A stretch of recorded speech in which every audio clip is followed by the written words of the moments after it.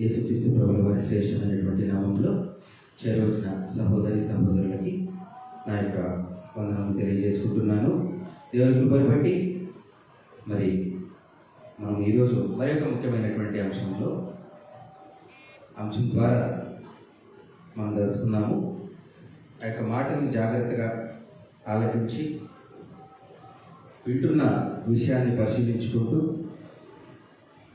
ఆ సత్య జ్ఞానంలో ముందుకు సాగాలని కోరుకుంటూ ఉన్నాను. గడిచిన దినములుగా మనము 2 అంశములను ముగించుకున్నాం. మొదటిది విమోచన క్రయ దినము, అంటే దేవుని కుమారుడైనటువంటి యేసుక్రీస్తు ప్రభుల వారు సకల లోక రక్షణార్థము ప్రతి ఒక్కరిని రక్షించడానికి ఆయన మరణాన్ని రుచి చూశాడని, ఆ యొక్క దేవుని ప్రణాళికలో లోక రక్షణ అనేది చాలా ముఖ్యమైన ముగింపని మనం చూసుకున్నాం. అలాగే తర్వాత అంశముగా 3 లోకములు అనేటువంటి అంశం ఏదైతే ఉందో దాన్ని కూడా మనం ధ్యానించుకున్నాము. దాని యొక్క ముగింపు కూడా 3వ లోకం ఎలా ఉండబోతోంది, మొదటి లోకము 2వ లోకానికి సారూప్యతలు, ఆ 2 లోకాలకు భిన్నముగా 3వ లోకం ఉండబోతుంది అన్నటువంటి విషయాన్ని కూడా మనం చూసుకున్నాం. ఈ 2 అంశాలకు సంబంధించి ఒక ముఖ్యమైనటువంటి హడిల్, అంటే ఒక ముఖ్యమైనటువంటి అంశము ఈ 2 అంశాలకు సంబంధించి అప్పుడప్పుడు మన మనసులలో ఆటంకపరుస్తూ ఉంటుంది. అది ఏమిటి ఆ అంశము అంటే, ప్రియ సహోదరి సహోదరులారా, పరదైసు. ఇది ఎందుకు ఆటంకపరుస్తుంది? సత్య సంబంధులైన వారికి తెలుసు ఏమిటి పరదైసు అన్నది. సో నూతనంగా ప్రవేశించిన వారికి కానీ, లేదా సత్య సంబంధమైనటువంటి విషయాల పట్ల ఆసక్తి ఉన్న వారికి కానీ ఈ యొక్క అంశం, దేవుడి ప్రేమ పట్ల ఈ అంశము ఒక భిన్నమైనటువంటి కోణంలో మనకు కనిపిస్తుంది. సాధారణంగా లోకములో పరదైసు అనేటువంటి మాటను గురించి మనం ఆలోచించినప్పుడు అది చాలామంది దృష్టికి ఒక సాధారణమైనటువంటి పదం. అది ఎంత సాధారణమైనటువంటి పదము అంటే దాని గురించి ఇంకా సపరేట్గా ధ్యానించాల్సినటువంటి అవసరము కూడా లేదు అనేటువంటి ఒక ముగింపుకి ఈ యొక్క లోకమంతా రావడం జరిగింది. నిజంగా దానివల్ల జరిగినటువంటి నష్టం ఏమిటి అంటే, వాస్తవంగా పరదైసు అంటే ఏమిటి అని మనం వాక్యము ఆధారంగా మనం ఆలోచించినప్పుడు అందులో కూడా దేవుని ప్రేమ మాత్రమే ప్రతిఫలిస్తుంది. అలా కాకుండా లోకం ఏదైతే ధ్యానిస్తూ ఉందో, లోకం ఏ అర్థాన్ని అయితే తీసుకుంటూ ఉందో పరదైసు అంటే, దానిని మనం గమనించినప్పుడు పూర్తిగా దేవుని ప్రేమకు విరుద్ధమైనటువంటి భావం దాంట్లో కనిపిస్తుంది. గత వారం కూడా మనం జ్ఞాపకం చేసుకున్నాం. ఈ పరదైసు అనేటువంటి అంశము ఎలా లోకం చూస్తూ ఉందన్నది నేను విన్నప్పుడు 3 లోకములు అన్నది పాతాళ లోకము, భూలోకము, పరలోకము అని 3 లోకాలు ఉన్నాయని, సో భూమికి ఆకాశం ఎలా ఉందో అలాగే పరలోకానికి కూడా ఒక ఆకాశం ఉంది, పాతాళ లోకానికి కూడా ఒక ఆకాశం ఉందని, ఈ పాతాళ లోకానికి ఉన్నటువంటి ఆకాశము, భూమికి ఉన్నటువంటి ఆకాశము, పరలోకానికి ఉన్నటువంటి ఆకాశము, మొదటి ఆకాశము, 2వ ఆకాశము, 3వ ఆకాశంలో విభజించి లూకాసు వార్తలో చెప్పబడినటువంటి అబ్రహాము, ధనవంతుడు, లాజరు యొక్క ఆ నేపథ్యం ఏదైతే ఉందో దానిని బట్టి, దానిని తర్వాత యేసుక్రీస్తు ప్రభుల వారు సిలువలో దొంగతో పలికినటువంటి మాట, నేడు నీవు నాతో కూడా పరదైసులో ఉండు అన్నటువంటి మాట, వీటన్నిటిని కూడా మేళవించి పాతాళం అనేది 2 భాగాలుగా ఉందని, అందులో ఒక భాగము అబ్రహాము లాంటి నీతిమంతులు జీవించేటువంటి భాగము, మధ్యలో అగాధము, ఇంకొక భాగము ధనవంతుడు లాంటి పాపి అంటారు, కానీ ధనవంతుడు పాపం చేసినట్టుగా మనకు లేఖనాల్లో అయితే రాయబడలేదు. ఆయన విలాసవంతమైనటువంటి జీవితం గడిపాడు.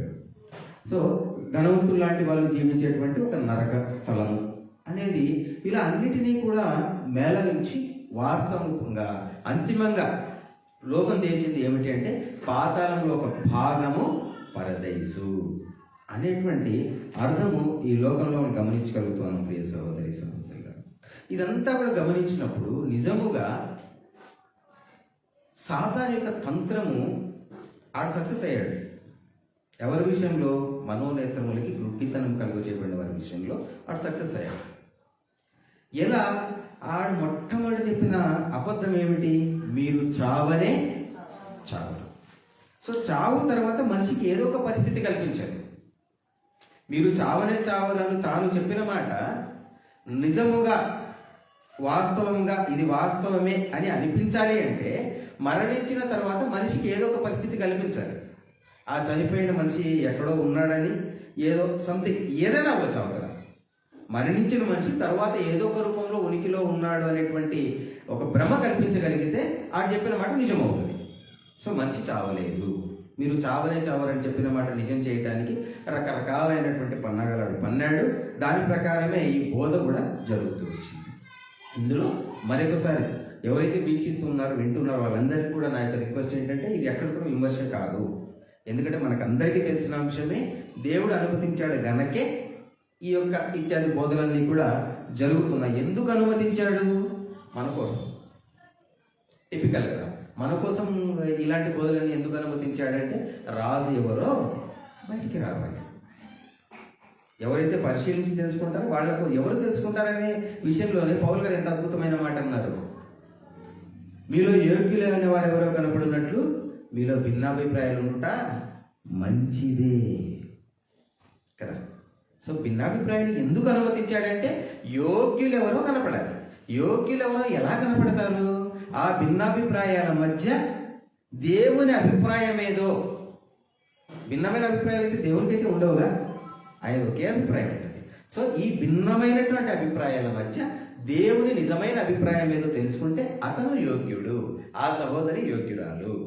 వాళ్ళ కోసమే ఈ భిన్నమైనటువంటి అభిప్రాయాలు దేవుడు అనుమతించాడని పౌలు గారి ద్వారా మనకు క్లియర్గా దేవుడు చెప్పాడు. ప్రియ సహోదరి సహోదరులు, నిజంగా ఈ పరదైసు అన్నటువంటి పదము అంత విరివిగా వాడబడిందా బైబిల్లో మనం గమనిస్తే, అంటే వాడబడే విధానం అలాగే ఉంటుంది. పరదైసు అనేది ఒక సింపుల్ వర్డ్ లాగాను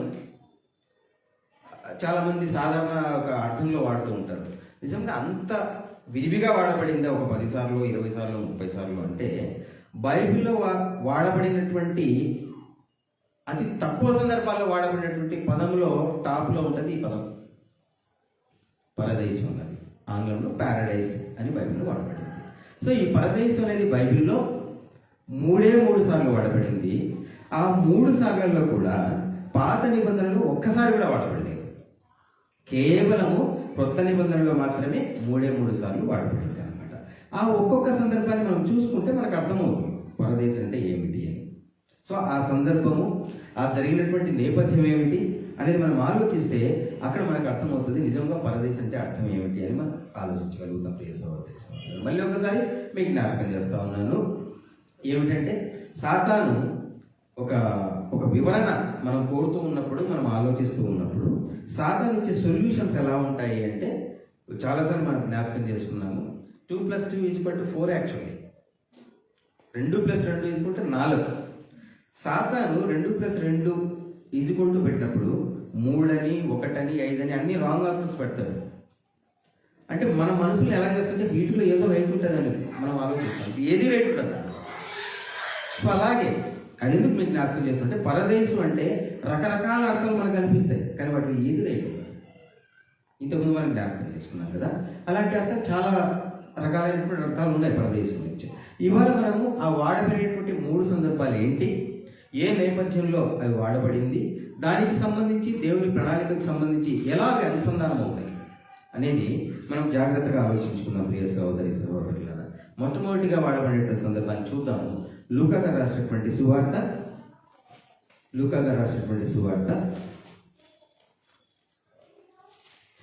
23వ అధ్యాయము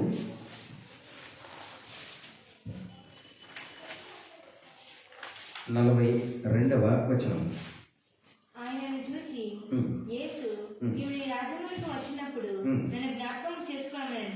అందుకు ఆయన వానితో, నేడు నీవు నాతో కూడా పరదేశంలో ఉందుమని నిశ్చయముగా నీతో చెప్పుచున్నాను. చూసారా, దొంగ అడిగిన మాట, నీవు నీ రాజ్యంలో వచ్చినప్పుడు నన్ను జ్ఞాపకం చేసుకొని ప్రభుల వారిని అడిగినప్పుడు ప్రభుల వారు ఇస్తున్నటువంటి స్పందన ఏమిటి అంటే, నేడు నీవు నాతో కూడా పరదేశంలో ఉందువని నిశ్చయముగా. అంటే ఎలాంటి సందేహం లేదు, నేడు నువ్వు నాతో పరదేశంలో ఉంటావు అని చెప్పేసి ప్రభువుల వారు ఇక్కడ స్పందించినట్టుగా మనం చూడగలుగుతా ఉన్నాం. ప్రియ సహోదరి సహోదరులారా, ఆ ఇద్దరు దొంగలు కూడా యేసుక్రీస్తు ప్రభు వారికి ఒకవైపు ఒక దొంగ, ఇంకొక వైపు ఒక దొంగ సిలువ వేయబడ్డారు కదా. ఆ ఇద్దరు దొంగలు కూడా,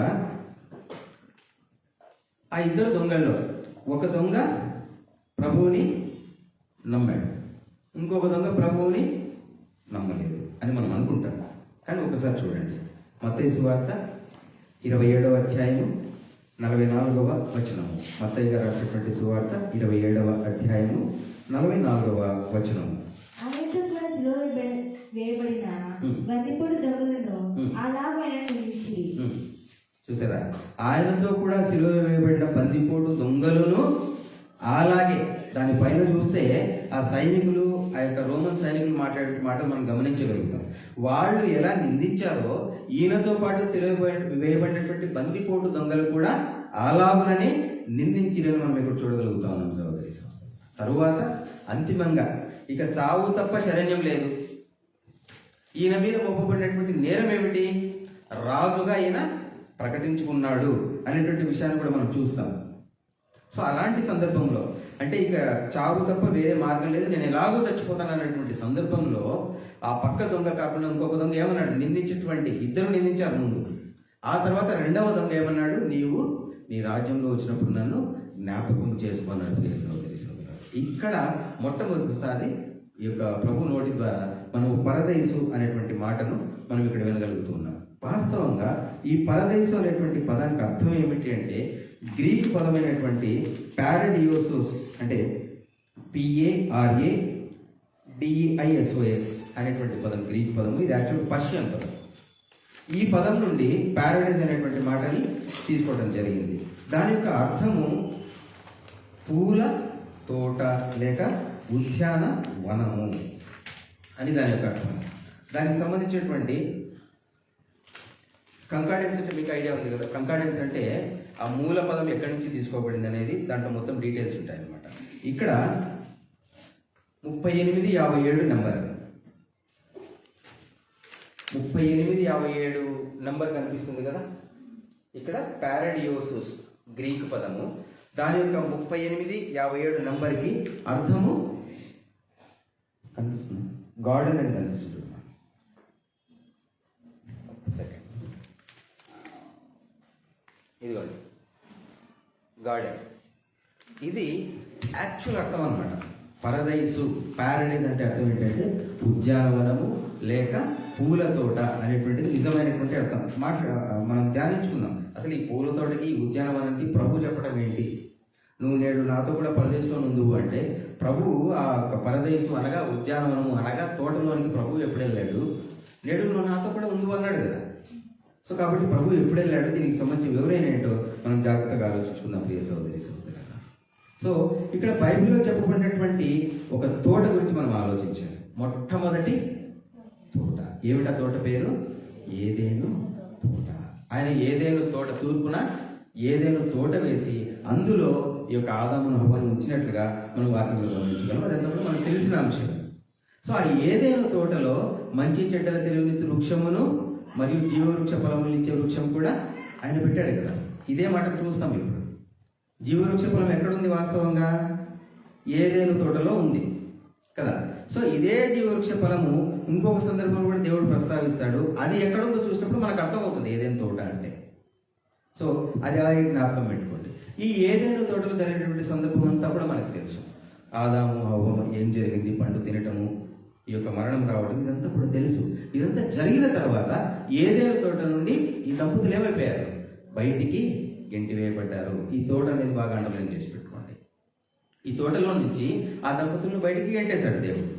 ఆ బయటికి పంపించిన తర్వాత, అలా దేవుడు పంపించాడు అంటే ఆల్రెడీ మనం చాలాసార్లు జ్ఞాపకం చేసుకున్నాము.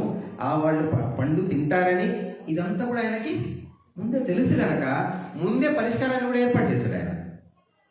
సో ఆదాము యొక్క సంతతి మరణానికి లోనవుతుంది. ఆ మరణానికి లోనైనటువంటి వారి సంతతిని విమోచించడానికి యేసుక్రీస్తు ద్వారా ముందే ఏం చేశాడు ఆయన? ఒక ప్రణాళిక అనేది రచించిన విషయము మనం చాలాసార్లు జ్ఞాపకం చేసుకున్నాం. అదే విషయాన్ని చూడండి ఒకసారి. అపోస్తుల కార్యములు 3వ అధ్యాయము 21వ వచనము. అపోస్తుల కార్యములు 3వ అధ్యాయము 21వ వచనము. అన్నిటికీ కుదురుబాటు కాలంలో వచ్చునని దేవుడు ఆది నుండి తన పరిమిత ప్రవక్తల నోట పలికించెను. అంతవరకు యేసు పరలోక నివాసి అయ్యుట ఆవశ్యకము. చూసారా, అన్నిటికీ కుదురుబాటు కాలం. ఏదేలో ఏదైతే జరిగి మొత్తం ప్రపంచం మొత్తం మానవులంతా మరణానికి లోనయ్యారో, ఈ వేదనలకు వీటన్నిటికీ కారణమైనటువంటి ఆనాటి ఏదేను సంఘటన ఏదైతే జరిగిందో వారు ఏమైపోయారు, బయటికి ఇంటివేయబడ్డారు కదా. సో తిరిగి ఏమవుతుందట, అన్నిటికీ కుదురుబాటు కాలము, రెస్టోరేషన్. ఈ రెస్టోరేషన్ గురించి మనం చాలాసార్లు ధ్యానించుకున్నాం. రెస్టోరేషన్ అంటే మునుపటి స్థితి, పునఃస్థితి. ఆ పునఃస్థితికి మొత్తము రాబోతుంది. ఏదైతే నశించిందో దాన్ని తిరిగి దేవుడు ఏం చేయబోతున్నాడు, తిరిగి ఏర్పాటు చేయబోతున్నాడు. ప్రియ సహోదరి సహోదరులారా, ఏదేను తోట నుండి బయటికి వెళ్ళిన వాళ్ళు తిరిగి ఏమవ్వాలి, ఏదేను తోటలోనికి రావాలి. ఆ ఏదేను తోట ఒకప్పుడు భూమిలో ఒక భాగం అయితే తర్వాత ఏం జరగబోతుందో వాక్యానుసారంగా మనం చూసుకుంటూ ముందుకెళ్దాం. సో అలాంటి ఏదైనా తోటలో జరిగిన విషయాన్ని మనం ఇక్కడ జ్ఞాపకం చేసుకుంటాం. అదంతా జరిగిన తర్వాత యేసుక్రీస్తు ప్రభువారు వచ్చిన తర్వాత అంతవరకు ధర్మశాస్త్రాన్ని ధ్యానిస్తూ ఉన్నారు కదా యూదులంతా కూడా. వాళ్ళకి వాక్యాలు తెలుసు, ఒక రాజు రాబోతూ ఉన్నాడు అని చెప్పేసి వాక్యాలన్నీ కూడా వాళ్ళు ధ్యానించుకుంటూ ఉన్నారు. ఆయన కోసం ఎదురు చూశారు. ప్రభువు కూడా దానికోసమే వచ్చిన విషయం కూడా మనకందరికీ తెలుసు. ఆ ప్రభువు వచ్చిన తర్వాత 3.5 సంవత్సరముల కాలం ఆయన ఏం చేశాడు, ఆ యొక్క ఏరియా అంతా కూడా విస్తృతంగా దేవుని రాజ్యానికి సంబంధించినటువంటి సువార్త ప్రకటించాడు. అప్పట్లాగా ఇప్పట్లాగా సోషల్ మీడియా ఇదంతా లేదు కానీ, బట్ ఆ ప్రాంతము చాలా చిన్న ప్రాంతం. ఆయన తిరిగినటువంటి ఆ యొక్క ప్రాంతం, పౌలు గారు చాలా ఎక్కువ వైశాల్యంలో తిరిగారు, కానీ ప్రభువు ఆ యొక్క చిన్న ప్రాంతంలో తిరిగి ఆయన ఏం చేశాడు, చాలా అద్భుత కార్యాలు చేశాడు. ఎంతమంది అండి ఆయన వెంబడించింది, బహుజన సమూహంలో వెంబడించారు కదా, బాగా పాపులర్ అయిపోయాడు ఆయన.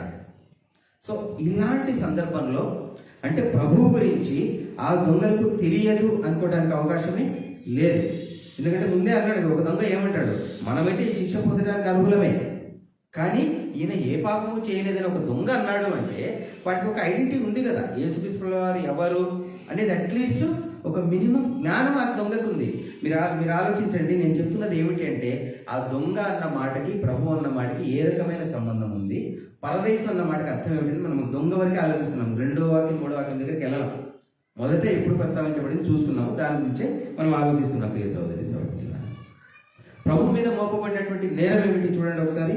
మత్తయి గారు రాసినటువంటి సువార్త 27వ అధ్యాయము 11వ వచనం. మత్తయి గారు రాసినటువంటి సువార్త 27వ అధ్యాయము 11వ వచనం. కాబట్టి పిలాతు, నీ మీద వీరెన్ని నేరములు మోపుచున్నారు, నీవు వినలేదా అని ఆయనను అడిగాను. అయితే ఆయన ఒక్క మాటకైనను అతనికి ఉత్తరం ఇయ్యలేదు గనుక అధిపతి మిక్కిలి ఆశ్చర్యపడాను. యేసు అధిపతి ఎదుట నిలిచెను. 11 యేసు అధిపతి ఎదుట నిలిచెను. అప్పుడు అధిపతి, యూదుల రాజుకు నీవేనా అని ఆయన అడగగా యేసు అతన్ని చూచి నేనే అన్నట్టు అనేను. జాగ్రత్తగా ఇదంతా ఎందుకంటే దొంగ అన్న మాట గురించి మనం ఆలోచిస్తున్నాం. దొంగ యొక్క పరిస్థితి ఏమిటి ఆ మాట అంటున్నప్పుడు అనేది ఆ నేపథ్యాన్ని మనం ఆలోచిస్తున్నాం. సో ప్రభు మీద మోపబడినటువంటి నేరం ఏమిటి అంటే, రాజు నీవేనా అని ఆయన అడిగితే ప్రభు ఆయన వైపు ఎలా చూశాడట, నీవు అన్నట్టే అనేను, అవును నేను రాజునే. రాజుతో కదా, ఒక రాజుతో ప్రభు ఏమన్నాడు, నేను రాజునే అంటున్నాడు ఆయన. సో దానికి ఆయన ఏం చేశాడు, ఆయన మీద మోపబడిన నేరము రాజద్రోహం నేరం కింద పరిగణించి ఆయనకు శిలువ మరణాన్ని శిక్షగా వేయడం జరిగింది. ఇదే వాక్యాన్ని చదవకండి, నేను చెప్తున్నాను. ఇదే వచనం మనము యోహాను సువార్త 18వ అధ్యాయము 37వ వచనంలో చూస్తాము. అలాగే యోహాను సువార్త 18వ అధ్యాయము 39వ వచనంలో కూడా ఇదే మాట చూస్తాం. ఆయన రాజుగా ఉండటం. ప్రియ సహోదరి సహోదరులారా, ఆయన శిలువ వేయబడిన ఆ శిలువ మీద కూడా రాయబడిన పదం ఏమిటి, యూదుల రాజు అని రాయబడింది. సో ఈ నేపథ్యంలో తనకు ఒకవైపున ఒక దొంగ ఉన్నాడు, ఇంకొక వైపున ఒక దొంగ ఉన్నాడు. ఆ దొంగలకి ఈయన గురించి కనీస జ్ఞానం ఉంది, కనీసమైనటువంటి జ్ఞానం ఉంది, ప్రభు ఎవరు అనేటువంటి కనీస జ్ఞానం ఉంది. అటువంటి జ్ఞానంతో అతను ఏమడుగుతున్నాడు, నీ రాజ్యంలోనికి వచ్చినప్పుడు నన్ను జ్ఞాపకం చేసుకున్నాడు. ఎందుకంటే యూదుల రాజుగా ఈయన ప్రకటించుకున్నాడు కదా, అక్కడ నీవన్నట్టే అన్నాడు కదా. సో ఈయన మీద ఏ నేరం మోపారు దొంగకు తెలియదా, నేను రాజునే అన్నాడని దొంగకు తెలియదా? మరి చివరి మూమెంట్లో రాజు అంటే ఆయనకు ఒక రాజ్యం ఉంటుందని తెలుసుగా. కానీ ఆ దొంగకు ఆ రాజ్యం ఏమిటో తెలియదు. ఈయన ఎప్పుడు రాజుగా వస్తాడో తెలియదు, జస్ట్ బ్లైండ్గా ఈయన రాజు, పైన యూదుల రాజు అని ఉంది. సో అలాంటి రాజును, నేను రాజునే అని చెప్పుకున్నటువంటి ప్రభువుని ఏమడుగుతున్నాడు దొంగ? నీ రాజ్యంలోనికి వచ్చినప్పుడు నన్ను జ్ఞాపకం చేసుకో అన్నాడు. అంతకు మించి ఆ టైంలో ఆయన ఏమీ అడగలేదు. ఈయన చేసిన మహత్కార్యాల గురించి తెలుసు. ఈ నేపథ్యంలో దొంగ అడిగాడు, నీ రాజ్యంలో నన్ను జ్ఞాపకం చేసుకో అని. ఇక్కడ మీరు ముఖ్యంగా గమనిస్తే ఆ యొక్క దొంగ తన పాపముల నిమిత్తం పశ్చాత్తపడినట్టు ఎక్కడ కూడా మనం గమనించాం. ప్రభువుని విశ్వసించినట్లుగా కూడా మనం గమనించాం. దీన్ని ఆధారం చేసుకొని ఇప్పుడు జరుగుతున్నటువంటి ఒక అబద్ధం ఏమిటి అంటే, నీ ఇష్టం వచ్చినట్లు బ్రతికి లాస్ట్ ఊపిరి పోయేటప్పుడు ఒక్కసారి ప్రభువా నన్ను క్షమించు అంటే పరలోకానికి వెళ్ళిపోతారు. దీన్ని ఆధారం చేసుకుని ఒక్కసారి ఒక విచక్షణతో పరిశుద్ధాత్మ శక్తి చేత మనం ఆలోచించినప్పుడు మనకు అర్థమవుతుంది, is it right are wrong. ఆ విధంగా భావించడం అనేది సబబా కాదని మనకు అర్థమైపోతుంది కదా. మనకు తెలిసి సో దొంగను క్షమించేశాడు కదా అని మనకు తెలిసి మనం బ్రతికినంత కాలము మన ఇష్టం వచ్చేట్టుగా బ్రతికి లాస్ట్ మూమెంట్లో మన ఊపిరి పోయేటప్పుడు నీ రాజ్యంలో నన్ను జ్ఞాపకం చేసుకుంటే చేసుకుంటాడా కదా. సో అలాంటి అవకాశం ఉంటే యాక్సిడెంట్ తెలియకుండా పోయిన వాళ్ళు తప్పిస్తే మిగిలిన వాళ్ళంతా ఆయన రాజ్యంలోనే ఉండాలి. ఎందుకంటే తెలియకుండా పోయిన వాళ్ళకి అడిగే ఛాన్స్ కూడా ఉండదు కాబట్టి వాళ్ళు తప్పిస్తే స్పృహలో ఉండి ఇక నేను చనిపోతానని తెలిసిన వాళ్ళంతా కూడా ఎక్కడ ఉండాలి? వాళ్ళ ఆయన రాజ్యంలో ఉండాలి ప్రియ సహోదరి కదా. సో ఇది ఎంతవరకు తర్కబద్ధంగా ఉందో ఒకసారి ఆలోచించాము. సో ఈ యొక్క దేవుని కుమారుడు యేసుక్రీస్తు ప్రభువు వారిని అతను అడిగినటువంటి మాట, నీ రాజ్యంలో వచ్చినప్పుడు నన్ను జ్ఞాపకం చేసుకో అన్నాడు. అవునా? అడిగింది ఏమిటి? నీ రాజ్యంలో వచ్చినప్పుడు నన్ను జ్ఞాపకం చేసుకో అన్నాడు. ప్రభు ఏం రెస్పాండ్ అయ్యాడు? నేడు నీవు నాతో కూడా పరదేశంలో ఉండు అన్నాడు. దీనిని బట్టి పరదేశం ఆయన రాజ్యం, అంతేగా. పరదేశం అన్నది ఆయన రాజ్యం అవుతుంది. ఎందుకంటే నీ రాజ్యం వచ్చినప్పుడు నన్ను జ్ఞాపకం చేసుకో అన్నప్పుడు నేడు నువ్వు పరదేశంలో ఉంటావు. సో పరదేశం ఈజ్ ఈక్వల్ టు ఆయన రాజ్యం అనేటువంటి అర్థం ఇక్కడ మనకు క్లియర్గా కనిపిస్తుంది ప్రియ సహోదరి సహోదరు. నిజంగా పరదేశాన్ని రాజ్యమా? లోకం నమ్ముతున్నది ఏమిటి అంటే పరదేశంలోకి ఎవరు వెళ్తారు? మరణించినటువంటి నీతిమంతులు వెళ్తారు. మరణించినటువంటి నీతిమంతులు. అక్కడే మనకు అర్థమవుతుంది, అంటే ఆయన మరణించిన వాళ్ళకి ప్రభువుగా ఉన్నాడా, సజీవులకి ప్రభువుగా ఉన్నాడా? కాదుగా. సో పరదేశం అంటే ఏమిటో మనం జాగ్రత్తగా ఆలోచించగలగాలి. ఆ దొంగకి తెలుసు నేను చావడం తప్ప నాకు ఇంకొక మార్గం లేదు అని. కానీ ప్రభు పరిస్థితి అందుకు భిన్నమైనది. ఎలా భిన్నమైనది అంటే, లోకమంతా చచ్చిపోయినప్పుడు నేను బ్రతకాలి అని కోరుకుంటారు కదా. కానీ ఈ ప్రపంచం మొత్తంలో ఆదాము నుంచి ఇప్పటివరకు వచ్చిన వాళ్ళలో చావటానికి పుట్టిన మనిషి యేసుక్రీస్తు ప్రభువు. ఎందుకు ఆయన చనిపోయాడంటే చనిపోయే వారిని అంతా లేపటానికే ఆయన చనిపోయాడని ప్రభువుకి తెలుసు. మరణం నుండి అందరినీ విమోచించడానికి ఆయన మరణం పాలయ్యాడు. ఆ విషయం ప్రభువుకి తెలుసు. దేవుని ప్రణాళికలో నెరవేర్చడంలో ఒక ముఖ్యమైన ఘట్టం తన మరణం అని ప్రభువుకి తెలుసు ప్రియ సహోదరి సహోదరులారా. అలాంటి సందర్భంలో ఆయన రెస్పాండ్ అయ్యాడు, నీవు నాతో పరదేశంలో కూడా ఉంటావు అని చెప్పేసి. సో మరణించిన వాళ్ళంతా పరదేశు వెళతారు అన్నప్పుడు అది ఆయన రాజ్యం అయినప్పుడు జాగ్రత్తగా మనం ఆలోచించాలి. చనిపోయిన వాళ్ళ రాజ్యం పరదేశం కదా. ఒక విచక్షణతో మనం ఆలోచించినప్పుడు మనకు అర్థమవుతుంది. ఒక సాధారణమైనటువంటి అంటే ఒక బిబ్లికల్ నాలెడ్జ్ ఇదంతా లేకుండా చనిపోయిన వాళ్ళు పరదేశికి వెళ్తే నేడు నువ్వు పరదేశంలో కూడా ఉండు అంటే ప్రభు రాజ్యం దేనికి సంబంధించింది? చనిపోయిన వాళ్ళకి సంబంధించిందా? 100% ఖచ్చితంగా కాదు. సో ఏమిటి పరదేశం అనేది మనం గమనించుకుంటూ వస్తున్నాం ప్రియ సహోదరి సహోదరులు. ఖచ్చితంగా పరదేశం ఆయన రాజ్యమే, కానీ మరణించిన వాళ్ళందులో ఉండరు. నేను మళ్ళీ ఒకే ఒక లైన్లో మీకు జ్ఞాపకం చేస్తా ఉన్నాను. దొంగ అడిగింది నీ రాజ్యంలోకి వచ్చినప్పుడు నన్ను జ్ఞాపకం చేసుకో అన్నాడు. దానికి స్పందనగా ప్రభువు నేడు నీవు నాతో కూడా పరదేశంలో ఉండువు అన్నాడు. దీనిని బట్టి పరదేశు ఆయన రాజ్యం అని మనకు అర్థమవుతుంది. కానీ మరణించిన వాళ్ళు వెళ్ళేటువంటి ప్రదేశం అయితే కాదు. ఎందుకు కాదు అంటే మరణించిన వాళ్ళకి ఆయన ప్రభువు కాదు ప్రియ సహోదరి సహోదరులారా. మరి పరదేశం అంటే ఏమిటి? నేడు నువ్వు నాతో కూడా ఉండు అని ఎలా చెప్పాడు ప్రభు అనేది మనం జాగ్రత్తగా ఆలోచించుకుందాం. చూడండి, కీర్తనల గ్రంథము 16వ అధ్యాయము 10వ వచనము. కీర్తనల గ్రంథము 16వ అధ్యాయము 10వ వచనము. ఎందుకనగా నీవు నా ఆత్మను పాతాళంలో విడిచిపెట్టవు, ఈ పరిశుద్ధిని కుళ్ళపెట్టనీయవు.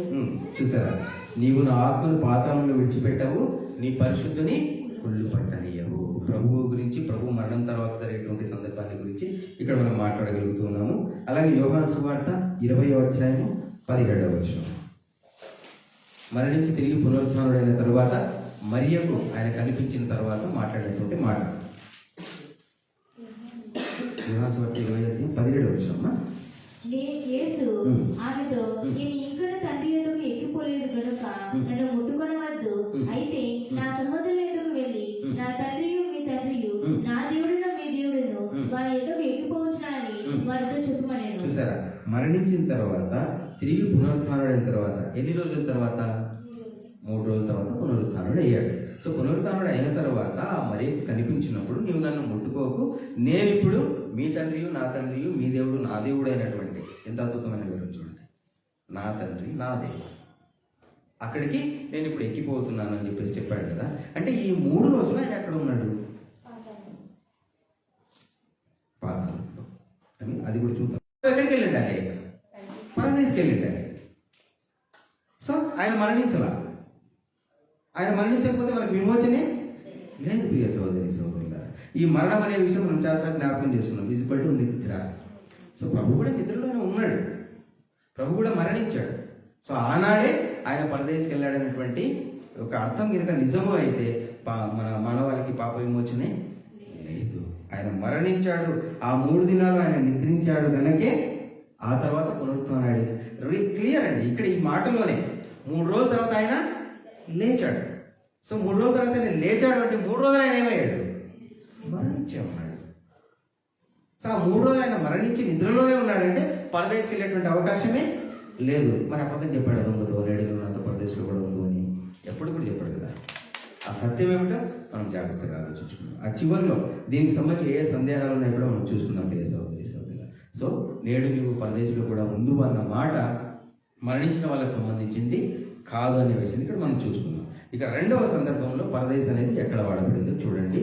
కొరింథీయులకు రాసినటువంటి 2వ పత్రిక, కొరింథీయులకు రాసినటువంటి 2వ పత్రిక 12వ అధ్యాయము 1వ వచనము. 1, 2, 3. అక్షయపడి నాకు తగదు గాని అక్షయపడాల్సి వచ్చినది. ప్రభు దర్శనాలను గురించి ప్రత్యక్షతలను గురించి చెప్పుదును. క్రీస్తునందన ఒక మనిషిని నేను ఎరుగుదును. అతడు 14 సంవత్సరాల క్రిందట 3వ ఆకాశంలోకి కొనిపోబడెను. అతడు శరీరంతో కొనిపోబడేదని నేను ఎరుగను, శరీరం లేక కొనిపోబడేదని నేను ఎరుగను, అది దేవుడికే తెలియను. అట్టి మనిషిని నేను ఎరుగుదును. అతడు ప్రదేశంలోకి కొనిపోబడి వచ్చింప శక్యము కాని మాటలు వినను. ఆ మాటలు మనుషుడు పలకకూడదు. చూసారు, ఇది రెండవసారి పరదేశం అని వాడబడినటువంటి సందర్భం బైబిల్లో. అది కృత నిబంధనలో. ఈ రెండవసారి పౌలు గారి ద్వారా దేవుడు మనకి పరదేశం అనేటువంటి మాటని జ్ఞాపకం చేస్తూ ఉంటాడు. ఇది ఒక్కసారి మనం రిపీట్ చేసుకుంటే, అతడు 14 సంవత్సరముల క్రిందట 3వ ఆకాశమునకు కొనిపోబడేను. అతడు శరీరముతో కొనిపోబడేనో నేను ఎరుగను, శరీరము లేక కొనిపోబడేనో నేను ఎరుగను, అది దేవునికే తెలియను. అట్టి మనుషుని నేను ఎరుగుదును. అతడు పరదైసులోనికి కొనిపోబడి. మొట్టమొదటి వాళ్ళకు వాడబడినటువంటి పదం ఏమిటి? 3వ ఆకాశమునకు కొనిపోబడేను అని వాడుతూ అదే కంటిన్యూషన్లో అతడు పరదైసులోనికి కొనిపోబడి అనేది జాగ్రత్తగా మనం ఆలోచించాలి. సో 3వ ఆకాశమునకు పరదైసునకు సంబంధము ఉంది. 3వ ఆకాశం అంటే ఏమిటో మనం గత తరగతిలో మనం చూసుకున్నాం. 3వ ఆకాశం ఇప్పటి 3వ లోకం కదా. ఆ 3వ ఆకాశంలో ఈ పరదేశం ఉంది. ఆ పరదేశంలోనికి అతడు కొనిపోబడ్డాడనే విషయాన్ని మనం ఇక్కడ గమనించగలుగుతా ఉన్నాం. ప్రియ సహోదరి సహోదరులారా, ఏమిటి 3వ ఆకాశం? అనేక మంది ప్రవక్తలు దీని గురించి చెప్పారు. 3వ ఆకాశం గురించి చూడండి ఒకసారి. పేతురుగా రాసిన 2వ పత్రిక 3వ అధ్యాయము 13వ వచనం. పేతురుగా రాసినటువంటి 2వ పత్రిక 3వ అధ్యాయము 13వ వచనము. ఆయనను మనమైన వాగ్దానం బట్టి క్రొత్త ఆకాశంలో కొరకును క్రొత్త భూమి కొరకును కనిపెడుచున్నాము, వాటి యందు నీతి నివసించును. చూసారా, క్రొత్త ఆకాశము క్రొత్త భూమి కోసము కనిపెడుతున్నామని 2వ లోకంలో జీవించినటువంటి పేతురు గారు అంటూ ఉన్నారు. సో 3వ ఆకాశము 3వ భూమి గురించి మనం కనిపెట్టుకుని ఉన్నాము. వాటిని ఏం నివసిస్తుందట? నీతి నివసించును. యెషయా గ్రంథము 65వ అధ్యాయము 17వ వచనం. ఇదిగో నేను క్రొత్త ఆకాశమును క్రొత్త భూమిని సృజించుచున్నాను, మునుపటివి మరువబడును, జ్ఞాపకమునకు రావు.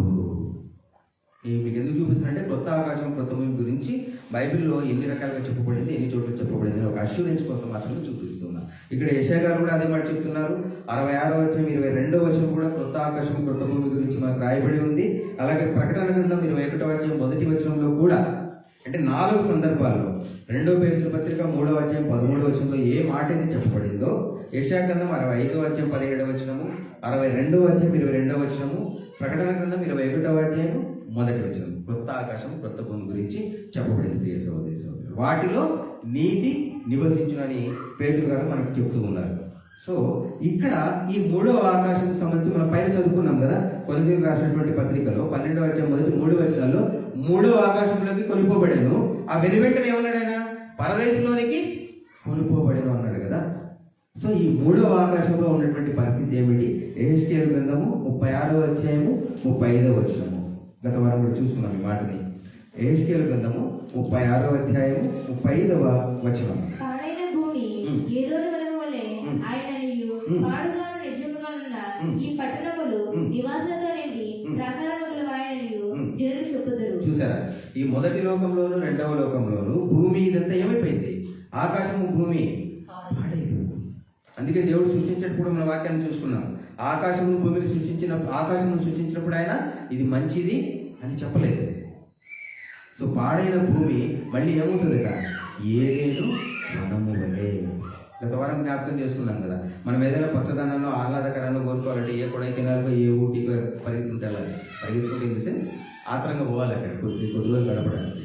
అదే మనమే అలాంటి ప్రదేశంలో ఉంటే ఎలా ఉంటుందో అలాంటి ప్రదేశంలో మనమందరం కూడా ఉండబోతున్నాం. ఎందుకు? దేవుడు ప్రామిస్ చేశాడు, భూమి పాడైపోయింది, ఆ భూమి అంతా ఏమైపోతుందట, ఏదేను వనము వలె అవుతుంది. ఏదేను తోట, తోట ప్యారడైజ్, తోట ఉద్యానవనము, ఏదైనా వనములాగా భూమి ఎంత అవుతుందని చెప్పేసి ఇక్కడ మనం చూడగలుగుతాం ప్రియ సహోదరి సహోదరు. సో ఇక్కడ పౌలు గారికి దేవుడు ఏం బయలుపరిచాడు? 3వ ఆకాశం ఎలా ఉంటుంది, 3వ లోకంలో భూమి యొక్క పరిస్థితి ఎలా ఉంటుందట, ఒక ప్యారడైజ్ భూమిలాగా, ఏదైనా వనములాగా భూమి ఉండబోతుంది అనే విషయాన్ని ఇక్కడ వెల్లడి చేశాడు. ఈ యొక్క లింక్ని జాగ్రత్తగా ఆలోచించాలి.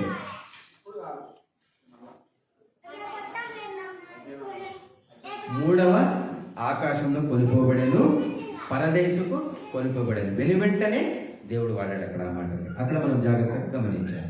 ఇక 3వ సందర్భంలో పరదేశం అన్నమాట ఎప్పుడు వాడబడింది? ప్రకటన గ్రంథము 2వ అధ్యాయము 7వ వచనం.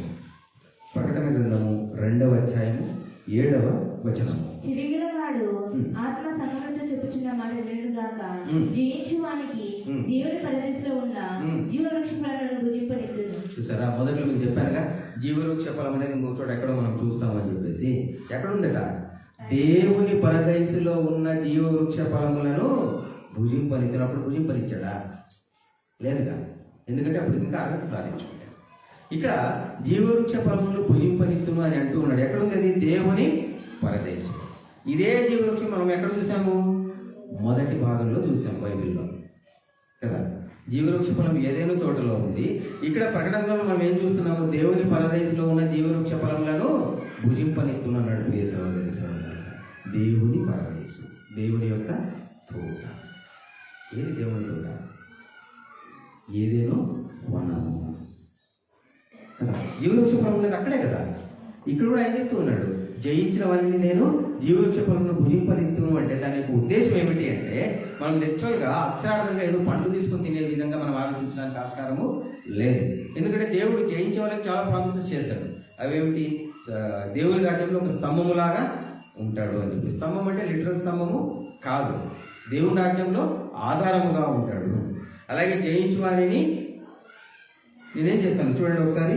ప్రకటన 17 వచ్చాను, 2వ అధ్యాయం 17 వచ్చాను. సంగములతో ఆత్మ చూపించిన మాట చిరిగిన వాడు వినుగాక, జయించువానికి మరుగైన మన్నాను భుజింపనిచ్చును. చూసారా, మరుగై ఉన్న మన్నాను భుజింపనిచ్చును. ఆనాడు ఇజ్రాయెల్లో మన్నా అంటే మనకు గుర్తుకొచ్చేస్తుంది. ఇజ్రాయెల్కి ఆకలి వేసినప్పుడు దేవుడు ఇచ్చేటువంటి మన్నా. సో ఆ మన్నా తిన్నటువంటి ఇజ్రాయెల్ ఉన్నారా, చనిపోయారా? చనిపోయారు. కానీ ఈ మరుగై ఉన్న మన్నా ఎప్పుడైతే తింటామో అప్పుడు మనకి ఎలా ఉంటుంది? నిత్య జీవము. జీవవృక్ష ఫలమన్నా ఈ మరుగైన మన్నాను ఇవ్వటమన్నా అది ఎలాంటి నిత్య జీవమును సూచిస్తుంది ప్రియ సహోదరి సహోదరులారా. సో దేవుని పరదేశంలో ఉన్న జీవవృక్షము అనే మాటను మనం జ్ఞాపకం చేసుకున్నప్పుడు ఏదేను వనంలో ఉన్నటువంటి జీవవృక్షం మనకు స్ఫురణకు వస్తుంది. ఆ తోటకు సంబంధించిన విషయాలు మనకి స్ఫురణకు వస్తాయి సహోదరి సహోదరులారా. సో ఆ తోటలో నేనేం చేస్తాను, ఆ యొక్క జీవవృక్ష ఫలాల్ని నేను భుజింపనిస్తాను అంటే దాని అర్థం ఏమిటంటే నిత్యము జీవించేటువంటి ఒక అవకాశాన్ని ఆయన ఇస్తూ ఉన్నాడు అనే విషయాన్ని ఇక్కడ మనం జ్ఞాపకం చేసుకోవాలి. సో ఈ 3 సందర్భాలు లోకం ఏదైతే అనుకుంటుందో తద్భిన్నమైనటువంటి వాస్తవపూర్ణమైనటువంటి దేవుని యొక్క వాక్యాధ్యయనం మనం చేశాం. సో ఇక్కడితో నేను ఆపేస్తే అది ఎలా ఉంటుందంటే మన యొక్క డౌట్లకి అది అలాగే ఉంటాయి. సో సరే నీ వివరణ నువ్వు ఇచ్చేసావు, మరి ఇక్కడ చెప్పినటువంటి ఇప్పుడు మేము సాధారణంగా పరదేశం అంటే ఏదో వింటున్నాము, మరి దానికి సంబంధించి ఏంటి క్లారిఫికేషన్? సో ఒక వాస్తవాన్ని మనం నాటుతూ ఉన్నప్పుడు అక్కడ ఉన్నటువంటి అబద్ధాన్ని పెకిలేయాలి కదా, లేదంటే 2 క్లాష్ వచ్చేస్తాయి. సో ఇక్కడ లోకం అంటున్నటువంటి వివరణ నుంచి ఒకసారి ఆలోచిద్దాం. మొదటి డౌట్ ఏంటంటే నేడు నువ్వు నాతో కూడా పరదేశంలో ఉండు అని చెప్పారు కదా. సో ఆ రోజే మరి అక్కడ వెళ్ళారా లేదా అనేటువంటి విషయాన్ని మనం జాగ్రత్తగా ఆలోచించుకుందాం ప్రియ సహోదరి సహోదరులారా. ఆ యొక్క ఎక్కడ పొరపాటు జరిగిందనేది మనం జాగ్రత్తగా చూద్దాం. ఒకసారి వెళ్ళండి లూకా సువార్త 23వ అధ్యాయము 43వ వచనం.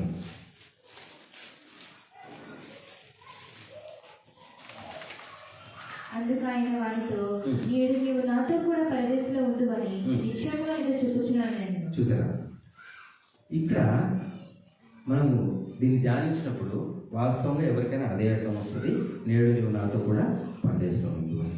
దీనికి సంబంధించి కొన్ని వచనాలు మనం జాగ్రత్తగా బైబిల్లో గమనించినప్పుడు తెలుగులోను ఇంగ్లీష్లోను రాయబడినటువంటి విధానాన్ని మనం గమనించినప్పుడు అది అవసరం. అవన్నీ ధ్యానించుకుంటే దీన్ని మనకు క్లారిటీ వస్తుంది. ఒకసారి ద్వితీయోపదేశకాండం 4వ అధ్యాయం 39వ వచనం చూద్దాం. ద్వితీయోపదేశకాండము 4వ అధ్యాయము 39వ వచనం.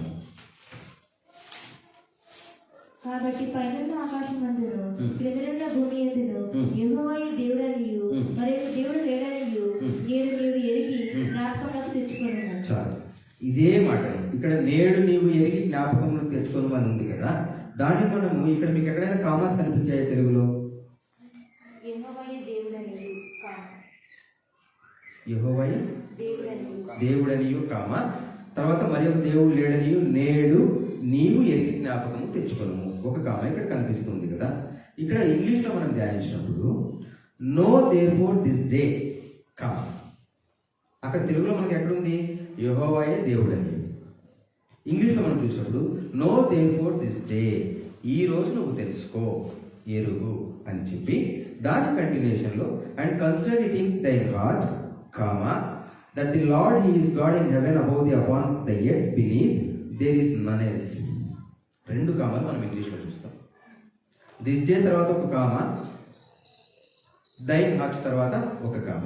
ఆ this day comma, this day తర్వాత కామ ఉంది, దయచేసి జాగ్రత్తగా ఆలోచించండి. దిస్ డే తర్వాత కామ ఉంది, ఆ కామ కొద్దిగా ముందు పెట్టుంటారు అనుకోండి, అదేమవుతుంది అంటే ఈ రోజు మాత్రమే నువ్వు జ్ఞాపకం పెట్టుకోని మీనింగ్ వస్తుంది, జస్ట్ కామ రీప్లేస్ అవుతుంది.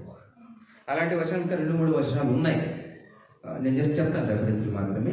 ద్వితీయోపదేశకాండము 6వ అధ్యాయం 6వ వచనము, అదే ద్వితీయోపదేశకాండము 6వ అధ్యాయం 6వ వచనం ఇంగ్లీష్లో మీరు గమనించినప్పుడు తెలుగులో గమనించినప్పుడు మీరు కామా యొక్క ప్లేస్మెంట్ అనేది మనకు క్లియర్గా అర్థమవుతుంది.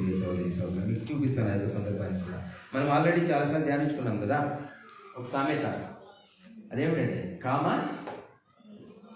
Kills a man, comma kills A man అంటే కామా ఏం చేస్తుంది, మనిషిని చంపేస్తుంది. ఎలా కదా మరి చాలాసార్లు ధ్యానించుకుని ఇప్పుడు సందర్భం వచ్చింది కాబట్టి జ్ఞాపకం చేస్తాను. సో ఒక ఖైదీకి మరణశిక్ష విధించబడిన తర్వాత అతను మెర్సీ పిటిషన్ పెట్టుకున్నాడు, ప్రెసిడెంట్కి క్షమాభిక్ష కోసం అప్లై చేసుకున్నాడు. అక్కడి నుంచి రిటర్న్ ఒక రిప్లై ఏమొచ్చిందంటే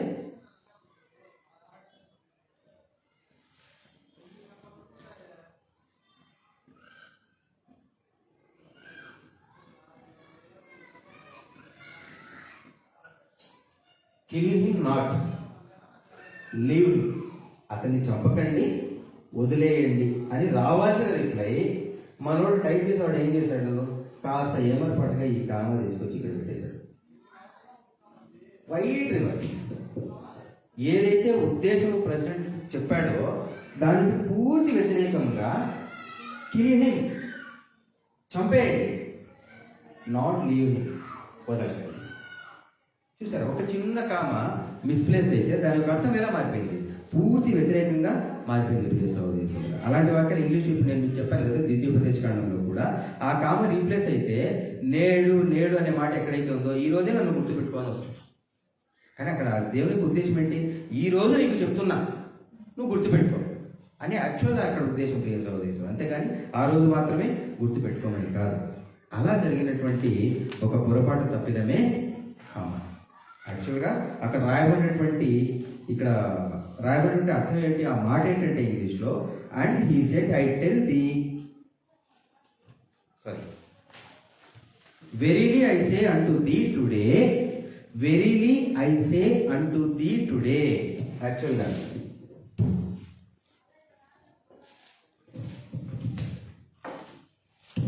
కొంచెం జాగ్రత్తగా, verily I say unto thee today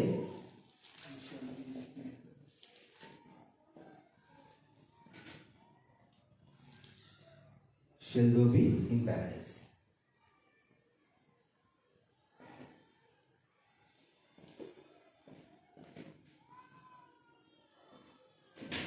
చూసారా, యాక్చువల్గా verily I say unto thee today, నేడు నీతో చెబుతూ ఉన్నాను, shall thou be in paradise, నీవు నాతో కూడా ఉండు. ఇక్కడ ఏమైపోయింది? వెరీలీ ఐ సే అంటుంది, నీతో చెప్తున్నాను, నేడు నువ్వు నాతో కూడా పరదేశంలో ఉండు అనేటువంటి విషయము అక్కడ జరిగింది ప్రియ సహోదరులు. అది రివైజ్ చేసి దానికి ఇచ్చినటువంటి వివరణ కూడా, అంటే ఆ వివరణ కూడా ఇక్కడ మనం చూడగలుగుతా ఉన్నాం. మొత్తం వివరణ ఇక్కడ చూస్తాం, నిజంగా ఎలా జరిగింది, యాక్చువల్గా ఉండాల్సింది ఏంటి, అక్కడ అది ఎందుకు ఉండకూడదు, గ్రామటికల్గా కూడా దానికి సంబంధించిన అనేకమైనటువంటి ఉదాహరణలు బైబిల్లో. నేడు నేడు అనే పదం ఎక్కడైతే రాయబడిందో ఆ సంఘటనలు అన్నింటి కూడా క్రోడీకరించుకొని తెలుపబడినటువంటి విషయం. అక్కడ కామ ఎక్కడ ఉండాలి? టుడే తరువాత ఉండాలి. కానీ అది ముందుకు రావటం వలన అదేమైపోయింది? నేడు నీవు నాతో కూడా పరదేశంలో ఉందువు అనేటువంటి వివరణ ఇక్కడ రావడం జరిగింది ప్రియ సహోదరి సహోదరులు. వాస్తవంగా సరే అలాగే రాయబడింది, కానీ మిగిలిన సత్యం అంతా దాంతో ఏమవ్వాలి? అనుసంధానం అవ్వాలిగా. కానీ ఒక్కొక్క సందర్భంలో ఒక్కొక్క అర్థము ఇక్కడ మనం గమనించుకుంటాం. ఎక్కడ కూడా ఒక సమతుల్యత అనేది ఉండదు. అది ఎలా ఉండదో కూడా ఇక్కడ మనం చూసుకున్నాం. తర్వాత ఈ మొదటి సందేహం కామ గురించి మనం చూసుకున్నాము. రెండవ సందేహం ఏమిటి అంటే ఈ యొక్క పాతాళం అనేటువంటి మాట కూడా. సో అబ్రహాము ధనవంతుడు లాజరుకు సంబంధించి పాతాళం అనేది ఒక వేదనకరమైనటువంటి స్థలము అనే విషయాన్ని కూడా చాలా చోట్ల మనం వింటూ ఉంటాం కదా. లూకాసు వార్త 10:23 అప్పుడు అతడు పాతాళములో బాధపడుచు కన్నులెత్తి దూరము నుండి అబ్రహామును అతని రొమ్మును ఆనుకున్న లాజరును చూసి. పాతాళంలో ఎలా ఉన్నాడట? అప్పుడు అతడు పాతాళములో బాధపడుతూ అనేసి ఇక్కడ మనం చూడగలుగుతాం. అంటే పాతాళం అన్నది ఒక వేదనకరమైనటువంటి స్థలం. సరే, లోకం ఏదైతే చెబుతూ ఉందో పాతాళము అంటే అందులో 2 భాగాలు ఉన్నాయి. అబ్రహాము గారు ఉండేటువంటి భాగం ఒకటి, మధ్యలో అగాధం, ఆ తర్వాత పాపులు వెళ్ళేటువంటి ఒక భాగం ఒకటి. ఒకవేళ అలా అనుకున్నా కూడా ఇక్కడ ఏం చెప్తున్నాడు ఆయన? పాతాళములో బాధపడుతున్నాడు. నిజంగా పాతాళంలో బాధ ఉందా అనేది జాగ్రత్తగా ఆలోచించుకున్నాం. నిజంగా పాతాళంలో ఒక వేదనకరమైనటువంటి స్థలం ఉంటే, పాతాళంలో అందరూ యాతన పడుతూ ఉంటే, ఒక దైవజనుడు ఏమన్నాడు తెలుసా? నన్ను పాతాళానికి తీసుకెళ్ళు అన్నాడు. ప్రభు గురించి కూడా మనం ఏం ధ్యానించుకున్నాం ఇప్పుడు? నీవు పరిశుద్ధిని కుళ్ళు పట్ట నీవు పాతాళములో వదిలివేయవు అని చెప్పాడు కదా. ఒక దైవజనుడు ఏమన్నాడు? పాతాళంలో నన్ను దాచు అన్నాడు. యోబు గ్రంథము 14:13. యోబు గ్రంథము 14:13. నీవు పాతాళములో దాచిన యెడల ఎంతో మేలు, నీ కోపము చల్లారు వరకు నన్ను చాటున ఉంచిన ఎంతో మేలు. చూసారా, పైన లూకాసు వార్త 16:23 అప్పుడు అతడు పాతాళములో బాధపడచ్చు అంటే పాతాళంలో అక్కడ మనకి ఏం కనిపిస్తుంది? బాధ కనిపిస్తుంది. ఇక్కడ యోబు గారు ఏమంటున్నారు? నీవు పాతాళంలో నన్ను దాచిన యెడల ఎంత మేలు. పరస్పర విరుద్ధమైనటువంటి భావాలు మనం ఇక్కడ చూస్తా ఉన్నాం. నీ కోపము చల్లారు వరకు నీవు నన్ను ఎక్కడ దాచు? పాతాళంలో దాచు. అంటే పాతాళంలో ఆయన కోపం ఉన్నట్లా లేనట్లా? పాతాళంలో నన్ను దాచు, నీ కోపం చల్లారేంత వరకు. లిటరల్గా మనం అర్థం చేసుకోవాలంటే ఒక జస్ట్ మన ఎగ్జాంపుల్ తీసుకున్నాం. నీ కోపం చల్లారేంత వరకు నువ్వు ఇంటికి రావద్దంటావు కదా. అంటే ఇంటికి వచ్చిన తర్వాత నీ కోపము లేదు, కోపం ఉంటే నువ్వు బయటే ఉంటావు కదా. ఇక్కడ ఏమంటాడు, నీ కోపము చల్లారే వరకు నన్ను పాతాళంలో దాచు అన్నాడు. సో పాతాళంలో ఆయన కోప ప్రభావం అనేది లేదు, నన్ను దాచిపెట్టబడేస్తాను పాతాళం. మనం ఇంగ్లీష్లో గ్రేవ్ అని రాయబడింది అక్కడ. యోగ గ్రంథంలో పాతాళం అని ఎక్కడైతే చూసామో అక్కడ గ్రేవ్, సమాధి అనేటువంటి మాట వాడబడింది ప్రియ సహోదరి సహోదరు. సో పాతాళం అంటే ఒక స్థితి. అది అందరూ ఏమనుకుంటున్నారంటే పాతాళం అంటే ఒక ప్రదేశం అనుకుంటున్నారు, కానీ అది ఒక స్థితి, ఒక స్టేట్ అనమాట అది. సో అది పాతాళము, గ్రేవ్, సమాధి స్థితిని సూచిస్తుంది పాతాళం. అందుకే ఆయన ఏమన్నాడు, పాతాళంలో నన్ను దాచించినట్టు మేలు, నీ కోపం చల్లారే వరకు నన్ను పాతాళంలో దాచిపెట్టు అన్నాడు ప్రియ సహోదరి. జాగ్రత్త ఈ మాటని మనం అర్థం చేసుకోవాలి. ఇక మూడవ సందేహంగా ముఖ్యమైన సందేహము, ఎక్కువగా డౌట్ వచ్చే సందేహం అంటే అబ్రహాము, ధనవంతుడు, లాజరు. సో ఈ యొక్క సందర్భంలో కూడా చాలా డౌట్స్ వస్తాయి మనకి. అదేమిటి అంటే లూకాసు వార్త 16వ అధ్యాయం 27వ వచనం ఒకసారి ధ్యానించుకుందాము.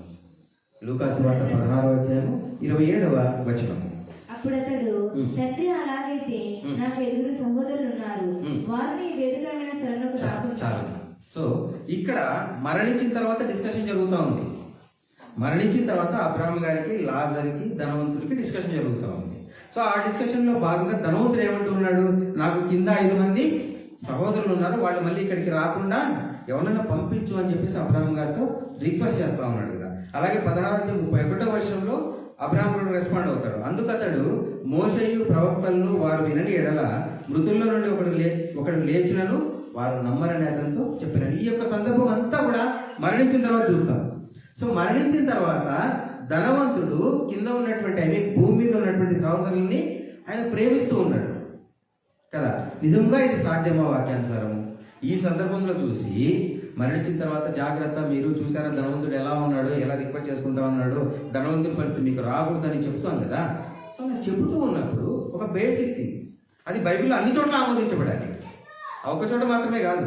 ఆ ఒక్క చోట తీసుకొని ధనవంతుడు ఇలా బాధపడ్డాడు, అలా బాధపడ్డాడు, మీరు అలా ఉండదని చెప్పడం రైట్, ఓకే. కానీ మిగిలిన అన్ని వాక్యాలు దానిని ఆమోదించాలి కదా. ఆమోదిస్తాయేమో చూడండి. ప్రసంగి గ్రంథము 9వ అధ్యాయము 4వ వర్షం నుండి 6వ వర్షం. ప్రసంగి గ్రంథము 9వ అధ్యాయము 4 నుండి 6వ వర్షం వరకు.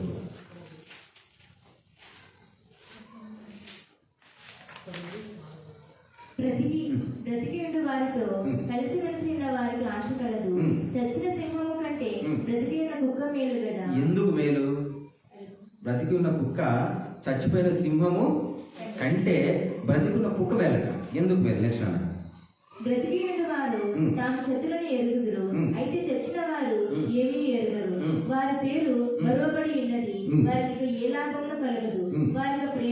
వారిక ప్రేమింపరు, పగపెట్టుకొనరు, అసూయపడరు, సూర్యుడు తెలుగు వాటిలో దేని ఎదురు వాటికి ఎప్పటికీ వద్దు లేదు. చూసారా, మరణించిన తర్వాత దేవుని యొక్క వాక్యము, దేవుని యొక్క సత్యం ఏం చెబుతుందంటే, మరణించిన తర్వాత వాళ్ళ యొక్క ప్రేమించరు, పగపెట్టుకోరు, ద్వేషించరు, వాళ్ళకి ఎలాంటి భావాలు ఉండడానికి అవకాశం లేదు. ఎందుకు అంటే అదే వాక్యం ద్వారా దేవుడు మనకి ఏం బయలుపరిచాడు, మరణం అనేది ఒక నిద్ర. మనం రాత్రిపూట నిద్రపోతే ద్వేషిస్తాం ఎవరన్నా. మరణం అనేది ఒక నిద్ర అనే ఒక సత్యము ఇక్కడ మనకు రుజువు చేయబడుతుంది. సో ఎవరైతే నిద్రలో ఉన్నారో వారు ప్రేమించడానికి, పగపెట్టుకోవడానికి ఏమాత్రం కూడా అవకాశం లేదు. ఇక్కడ ఈ సత్యం ధ్యానించి ఇదే సత్యాన్ని అబ్రహాము, ధనవంతుడు, లాజరుకి ఎలా అన్వయించగలరు? అక్కడికి వెళ్ళి మరణించిన తర్వాత 5 మంది సహోదరులు ఆ ధనవంతుడు ఎలా ప్రేమిస్తాడు? దేవునికి వాక్యం చెప్తుంది, ఇక ప్రేమించారు మరణించిన వాళ్ళు. మరి అక్కడ మాత్రము ఇది నిజంగా జరిగింది అన్నప్పుడు ఎలా సాధ్యం? అది అబ్రహాము గారు అవ్వచ్చు, ఎంత గొప్ప భక్తుడైనా అవ్వచ్చు, మరణించిన తర్వాత వాళ్ళ నిద్రలో ఉన్నారు, వాళ్ళ నిద్రలో ఉంటారు దేవుని వాక్య ప్రకారం. ఇక అవకాశమే లేదు. మరి మరణించిన తర్వాత ఎలా ప్రేమించగలుగుతున్నారనేది మనం ఇక్కడ చూడగలుగుతాం ప్రియ సహోదరి. అతని బట్టలు కూడా మనం గమనించినప్పుడు అతను ఎలా ఉన్నాడు? ఊదారంగ వస్త్రపు సన్నపు నార వస్త్రములు ధరించుకుని ఉన్నాడు. వాస్తవంగా దీని రెఫరెన్స్ కూడా ఆ యొక్క బట్టలు ఎవరికో తెలుసా? యాజకుడు వేసుకునే బట్టల్ని ఇక్కడ రెఫర్ చేశారు దేవుడు ఆ యొక్క వాక్యంలో. యాజకుడు వేసుకునే బట్టల్ని ధనవంతుడికి ఎందుకు తొలగించాడు వాక్యంలో? దానికి ఏదో ఉంది కదా. ధనవంతుడు ఎలాంటి డ్రెస్ వేసుకో ఉన్నాడు? యాజకుడు వేసుకునే డ్రెస్ వేసుకో ఉన్నాడు.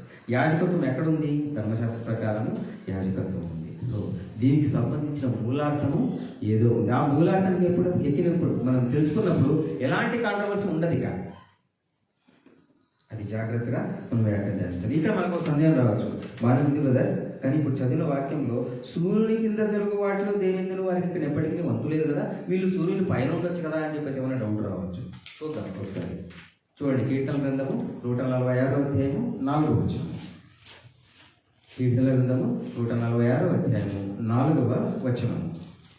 వారి ప్రాణం వెళ్ళిపోవును, వారి మట్టి పాలగుదురు, వారి సంకల్పములను నాడే నశించును కదా, వారి ప్రాణము వెడలిపోవును, వారు మట్టి పాలగుదురు, వారి సంకల్పములు, వారి యొక్క ఆలోచనలు ఏవైతే ఉన్నాయో అవి నాడే, ఎప్పుడైతే మనిషి మరణించిన ఆడే నశించిపోతాయి. కింద 5 మంది సహోదరులు ఉంటాయి, 10 మంది సహోదరులు ఉంటాయి, సంబంధమే లేదు. ఆయన సంకల్పం, ధనవంతుడు ఎప్పుడైతే మరణించాడో ఆయన సంకల్పంలో ఆనాడే చచ్చిపోయాయి, ఆనాడే నశించిపోయాయి. ఆ తర్వాత ఏమి అతని లైఫ్లో జరగడానికి అవకాశమే లేదు ప్రియ సహోదరి సహోదరులారా. సో ఇలాంటి ఒక మూలార్థమైనటువంటి ఆయన ఏమన్నాడు, నేను నిగూఢమైనటువంటి మర్మం మీకు బయలుపరచలేను. వేటి ద్వారా? ఉపమానాల ద్వారా. సో కంటికి కనిపించేటట్టు అర్థం తీసుకోవడానికి ఏమాత్రం అవకాశం లేదు. ఒకవేళ నువ్వు తీసుకున్నా కూడా ఆ తీసుకునే సత్యం ఎలా ఉండాలి? బైబిల్లో ఎక్కడ వెతికినా అది సమర్థనీయంగా ఉండాలి తప్పిస్తే ఇక్కడ ఒక రకమైనటువంటి మాట, అక్కడ ఒక రకమైనటువంటి మాట దేవుడు బైబిల్ ద్వారా మనకి చెప్పాడు. ఆ చెప్పబడిన సందర్భం కూడా గమనిస్తే ఆ ఒక లాజరు యొక్క సంఘటన చెప్పినప్పుడు దానిపైన ఆయన ఏం మాట్లాడుతున్నాడు అంటే 16 అదే లూకా సువార్త 16 వచనం. అంటే ఆయన ఏ నేపథ్యంలో చెప్పాడు అనేది మనకు చాలా ముఖ్యం. లూకా సువార్త 16 అధ్యాయము 16 వచనం. యోహాను కాలము వరకు ధర్మశాస్త్రమును ప్రవక్తల్లో ఉండేది, అప్పటి నుండి దేవుని రాజ్య సువార్త ప్రకటింపబడుచున్నది, ప్రతివాడును ఆ రాజ్యంలో బలవంతము స్థిరపడుచున్నారు. చూసారా, దీని వివరణ ఆ యొక్క మాటలు చెప్పబడింది సహోదరి సహోదరు. ఆ 3వ సందర్భము, 3 సందర్భాల్లో మొట్టమొదటి దొంగతో పలికినటువంటి మాట ఏ మాత్రం కూడా అది సమర్థనీయంగా మనకు వాక్యానుసారంగా లేదు. ఏదైతే లోకం అనుకుంటుందో ఈ రోజే నువ్వు పరదేశంలో నాతో ఉంటావు అనేది ఏమాత్రం కూడా సమర్థనీయం కాదు. ఎందుకంటే సత్యము దానికి అనుగుణంగా లేదు. రెండవసారి పౌల్ గారి వివరణ క్లియర్గా చూసుకున్నాం. 3వ ఆకాశము = పరదైసు, క్లియర్గా చూసుకున్నాం నిస్సందేహంగా. ఇక 3వసారి చాలా వివరంగా చూసుకున్నాము. దేవుని పరదైసులో ఉన్న జీవవృక్ష ఫలములు, అక్కడే అర్థమైపోతుంది. జీవవృక్ష ఫలము అనే మాట ఎక్కడ జ్ఞాపకం చేసుకుంటే అక్కడే అర్థమైపోతుంది దేవుని పరదేశం అంటే ఏమిటి అనేది. ముగింపుగా యెహెజ్కేలు గ్రంథంలో మనం చూసుకున్నాం కదా, పాడైన భూమి అంతా కూడా ఎలా అవబోతుంది? ఏదేను వనములాగా మారిపోబోతుంది. అదే రాబోయేటువంటి క్రీస్తు రాజ్యం. సో దొంగ అడిగింది వాస్తవమే. నీవు నీ రాజ్యంలో వచ్చినప్పుడు నన్ను జ్ఞాపకం చేసుకున్నాడు. ప్రభువు చెప్పింది వాస్తవమే. ఆ రాజ్యం పరదేశంలో జ్ఞాపకం చేసుకుంటా అన్నాడు కదా, నేడు నీవు నాతో కూడా పరదేశంలో, ఇది వాస్తవమే. పాడైపోయిన భూమి ఏమైపోతుంది? పరదేశలాగా అవబోతుంది, ఒక తోటలాగా అవబోతుంది. అక్కడ నేను జ్ఞాపకం చేసుకుంటాను, నువ్వు నాతో కూడా పరదేశంలో ఉంటావు. అక్కడ ఎక్కడ? ఈ సోకాళ్ళు ఏదైతే అర్థాలు ఉన్నాయో ఆ పరదేశ్ కాదు, దేవుని పరదేశం.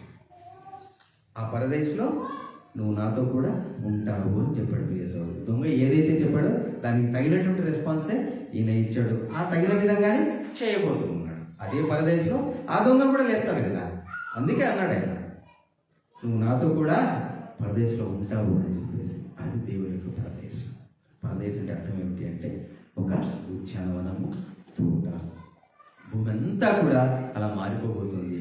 ఆ భూమిలో ఈ దొంగను కూడా ఆయన ఉంచబోతూ ఉన్నాడు. అదే ప్రామిస్ చేశాడు. దొంగకి తెలియదు, ఆయనకు ఆ జ్ఞానం దొంగకి లేదు కదా. అడిగేశాడు, నీ రాజ్యంలో వచ్చినప్పుడు జ్ఞాపకం చేసుకొని. ఈయన చెప్పేశాడు, నీవు నాతో కూడా పరదేశంలో. ఆ పరదేశే ఆయన రాజ్యం. ఆయన రాజ్యంలో దొంగ కూడా రాబోతూ ఉన్నాడు. ఆ యొక్క మాట ఏదైతే ప్రభు చెప్పాడో అది నెరవేర్చుకోబోతున్నాడు. ఇది పరదేశటువంటి అంశాన్ని మనం ఇక్కడ చూసుకున్నాం. సో ఈ పరదేశటువంటి అంశము, ఈ పదం గురించి ఇంత చర్చ మనం ఎందుకు చేసుకుంటూ ఉన్నామంటే, ఈ లోకం పరదేశ గురించి, ఈ లోకంలో ఎందుకు ఈ అర్థం మూసివేయబడింది అంటే, ఈ అర్థం బయటకు వచ్చింది అనుకోండి, వాస్తవం బయటకు వచ్చేస్తుంది, సత్యం బయటకు వస్తుంది. సత్యం బయటకు వస్తే అందరికీ అర్థమవుతుంది ఏమని, భూమి అంతా పరదేశంలాగా ఉండబోతా ఉంది, నేను అక్కడ ఉండబోతున్నాను అందరికీ అర్థమవుతుంది. అందరికీ అర్థమైపోయినప్పుడు దేవుని పట్ల వారు ఎలాంటి స్పందన ప్రకటిస్తారు? ఇంతగా ప్రేమించాడని ఒక స్పందన ప్రతి ఒక్కరికి ఇప్పుడు మనకు కలగట్లేదా? ఒకసారి ఇమాజిన్ చేసుకోండి. ఈ యొక్క బయటికి పోతే ఆ పందులు, ఆ మురికి, ఇది అంతా మనం చూస్తూ ఉన్నాం కదా. రేపు అలాంటి పరిస్థితి లేకుండా ఒక ఏదైనా తోట, ఒక పరదేశంలో మనం ఉన్నాము అంటే ఎంత గ్రాటిట్యూడ్, ఎంత కృతజ్ఞత కలిగి ఉంటాం దేవుని పట్ల. ఈ సత్యం అందరికీ బయలుపరచకుండా ఏదో డిఫరెంట్ కోణాల్లో సాతాను ఏం చేశాడు? మూసేశాడు. Of course it's the will of God, దేవుని చిత్తం. మనం ఎన్నుకొని ఈ యొక్క అద్భుతమైన విషయాన్ని మనకు బయలుపరిచాడు. సో దానికి కృతజ్ఞత కోసమే తప్పిస్తే మనం ఇది ఒక టెక్నికల్ ఇష్యూలాగా మనం మాట్లాడలేదు. ఈ అర్థమే, ఇదంతా మనం ఎందుకు ఆలోచిస్తూ ఉన్నాం, ఎందుకు ధ్యానించుకుంటున్నామంటే ఇంత ప్రేమించాడు. మళ్ళీ ఒకే మాట బైబిల్లో మీరు ఎటు నుంచి ఎటు ప్రయాణం చేసినా అది సరైన రోడ్లో వెళ్తే, ప్రయాణం చేస్తే ముగింపు ప్రేమే. ఇంకా దాన్ని మించి ఏది కూడా దేవుడి దగ్గర లేదు. సో అలాగే ఇక్కడ కూడా ఆ ప్రేమ కనిపించకుండా సాతాను ఏం చేశాడు? పరదేశం అంటే ఆ భాగం అట, ఈ భాగం అంట, ఇదట సంథింగ్ ట్రాష్ అంతా బయటకు వచ్చేసింది. కానీ సత్యము పరదేశం ఇవాళ ఆల్రెడీ మనకు తెలుసు, మనం జ్ఞాపకం చేసుకున్నాము. తెలుసుకున్న వారు తెలుసుకొని దేవుని ప్రేమను గుర్తెరిగి, తర్క వివాదాల కోసం మనం ఇక్కడ అవసరమే లేదు. తర్క వివాదాల కోసం మనం లేవు. దేవుని ప్రేమను తెలుసుకొని వారు కూడా ఈ పనిలో భాగస్వామ్యాన్ని విన్న ప్రతి ఒక్కరు కూడా కోరుకుంటూ ముగించుకుంటున్నాం.